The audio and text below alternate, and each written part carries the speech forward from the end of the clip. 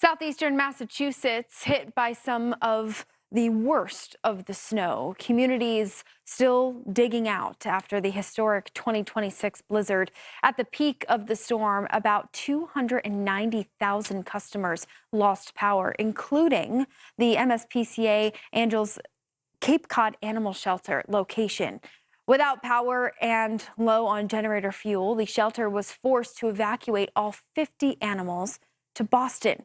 It was an effort from the local community that turned things around. A post from Wednesday stated, "Thanks to the power of social media and our community, we were able to secure a diesel delivery late last night. Keeping our generator running was critical to protecting the Cape facility itself."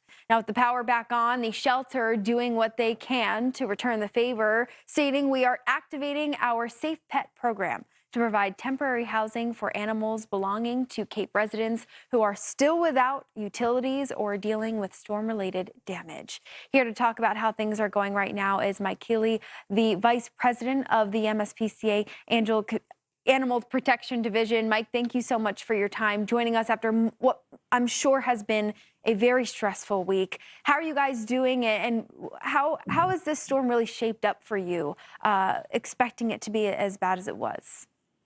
Yeah, I think we were all very surprised with how bad the blizzard was and how impacted the whole community was from this storm. With power outages, about 75% of our community, and the surprise of not being sure that we could refuel our generator.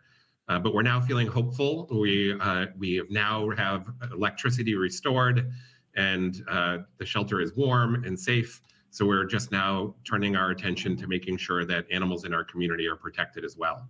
Yeah, I mean, 50 animals to take care of. I mean, during the peak of this, with the power loss, the community helping to take those animals to safety at the time.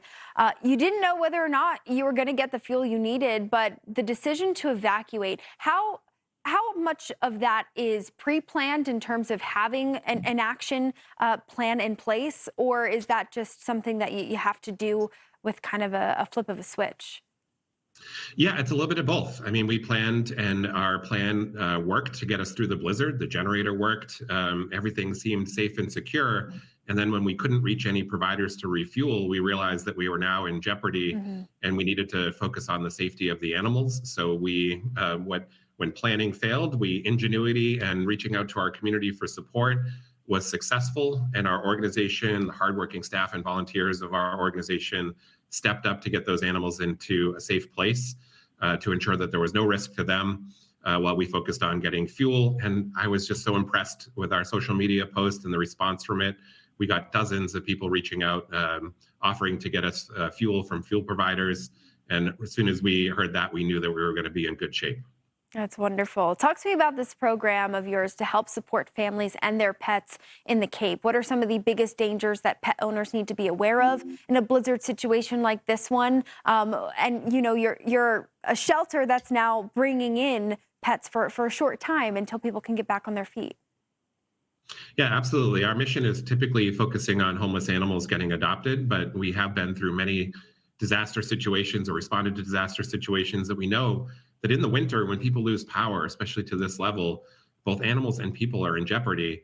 And the Red Cross and other organizations do a fantastic job of setting up shelters in which both animals and people can go for safety, but not every animal is appropriate to be in those situations. So that's when we recognized, listen, we have an empty shelter that now has power and heat. We should make sure that animals in the community are protected first so that people can get to safety, and then we can resume bringing animals back for adoption. So very happy that our team was able to pivot very quickly and welcome animals into the shelter. And we're going to continue to do that as power is still out in certain residential areas.